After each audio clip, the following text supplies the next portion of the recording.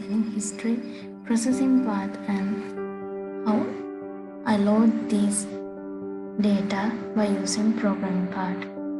Firstly, I will show you how it works. Now I will enter any ID, invoice ID from here, and you will see only that data.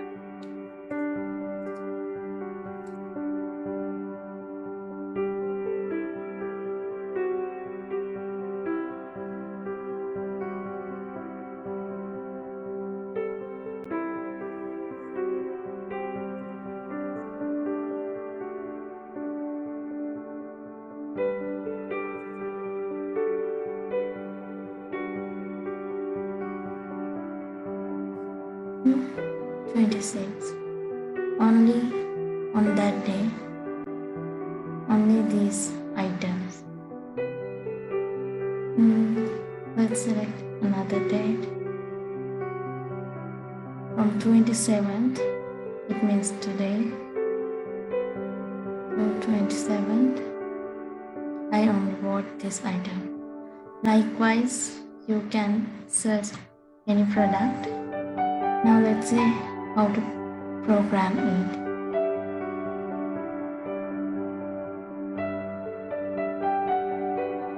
This is my selling history page. As I talked about this before, I don't going to talk again. From this query, I will take the value of invoice table and assign those values to $query. And here I have start another variable called page num, and I will check whether the ID page has value. If so, I will take the value and assign that value to this $page num. Otherwise, I will assign value 1 to the page num. And using this database query, I will take the value of $query and assign that value to $invoice rs. And this part is completely same as the invoice page part. And then I will take those values as number of rows using numbers and assign that value to $invoice num. And here I have given value 20 to the result per page. And by using this part, I will take the save. Save means value rounded up to the next highest integer. Likewise, the invoice num and the results per page, and assign that value to number of pages. And by using this part, I have done a little calculation by deducting 1 from page num and multiply it by results per page variable and assign that value to page results. And using this query, I will take the value of query and limit results per page offset and again page results. And I will assign that value also to selected rs. And I will take that value as num rows and assign that value to selected num. And using this for loop, I will check whether the $x is less than selected num. If so, I will fetch that line and assign that value to selected data. Otherwise, I will go to the bottom. Otherwise, I will not display anything. Now, after I go through this part, after fetching, I will display these things. I will take the ID through $selected data and the product ID. And by using this database query, I will take the value of product table where the ID is equal to the product ID of $selected data, and I will fetch that line and assign that value to $product data. And then using this label tag inside it, I will take the echo title of $product data, and again using this query, I will take the value of user table where the email is equal to the user's email of $selected data, and I will fetch that line also and assign that value to $user data. And by using that variable, I will take the first and last name of the user. And again, using the $selected data variable, I will take the total value, quantity. And this is the status part, which describes the confirm order, packing, dispatch, shipping, delivery, or which status we stay now. If $selected data status is 0, then we will start this on-click event change invoice status. I have started that on-click event for all the status, and I will take this $selected ID. And then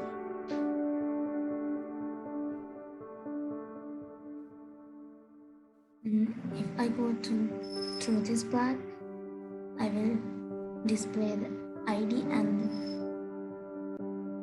this sentence. Likewise,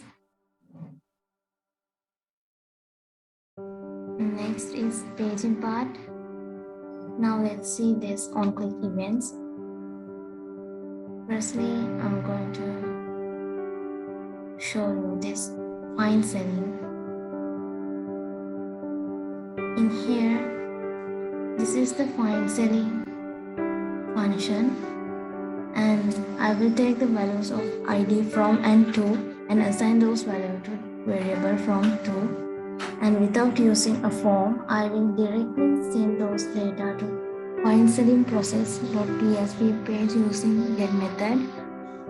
This is the find selling process.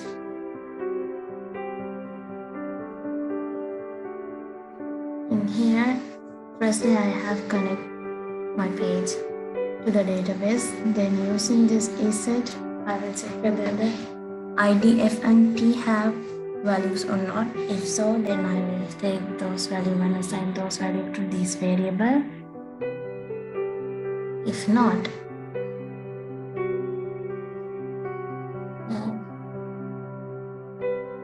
I will display this part.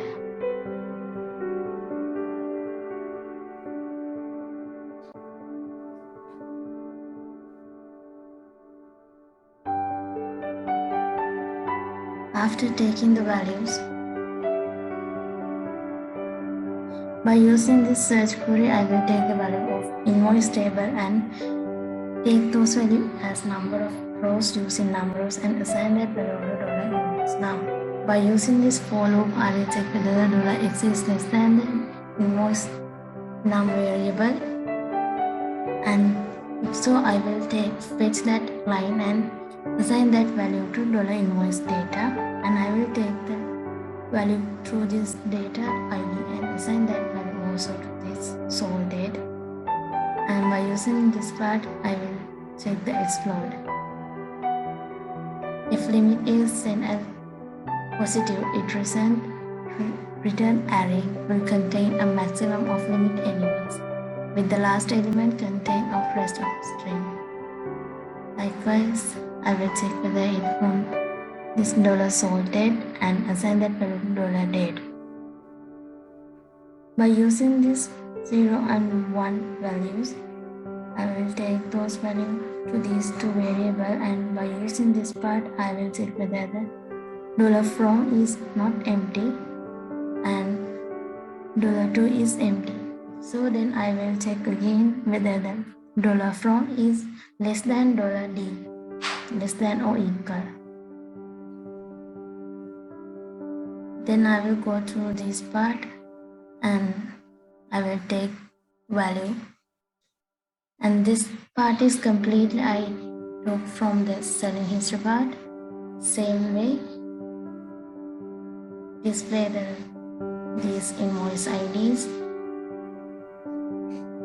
and if that condition is not true, then I will check whether the $from is empty and $2 is not empty. Then I will display this part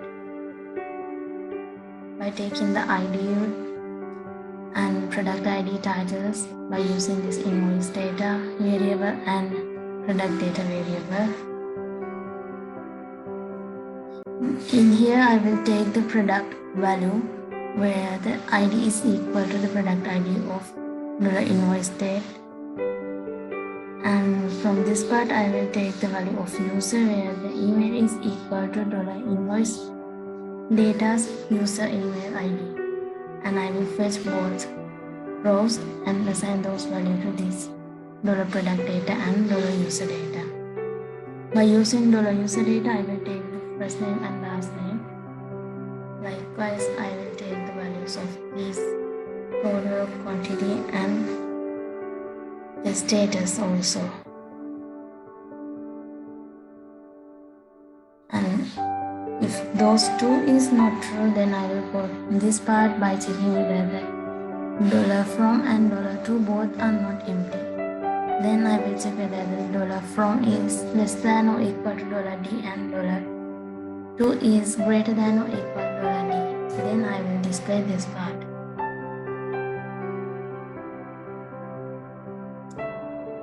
Same way. Now let's go to JavaScript part again.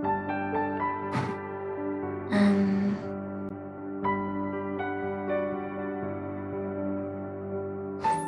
this is the search invoice. ID function change invoice. Here's the change invoice status function.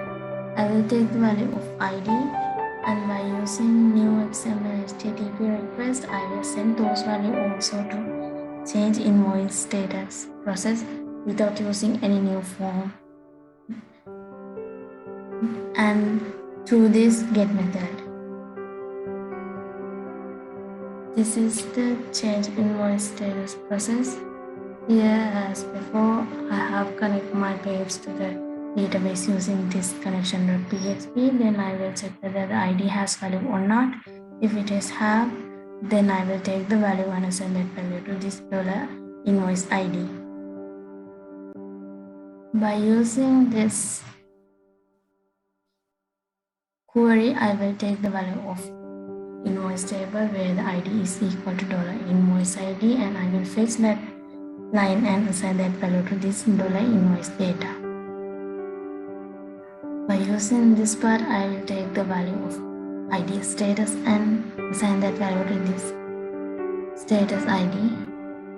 And I have assigned 0 to this new status variable. And using this if condition, I will check whether the new status ID is equal to 0. If so, then I will update the invoice as setup status 1 where the ID is equal to $invoice ID. If the new status is equal to 1, then I will set it as status 2. If it is 2, then 3. If it is 3, then I will set status is as 4. If this part not happen, then I will echo this new status. You go to the JavaScript part, and after that, by using this onReady state change, I will take the value of this anonymous function. By taking the ready state 4, then I will take the response state and assign that value to variable t, and by using this if condition, I will check whether the variable t is equal to 1. If so, then I will display this packing word in HTML by using Bootstrap BTM wording button. And if it is 2, I will display this dispatch, and 3 shipping, 4 delivery likewise. That's the way how I program the page for selling history search. See you in next video. Thank you so much for watching.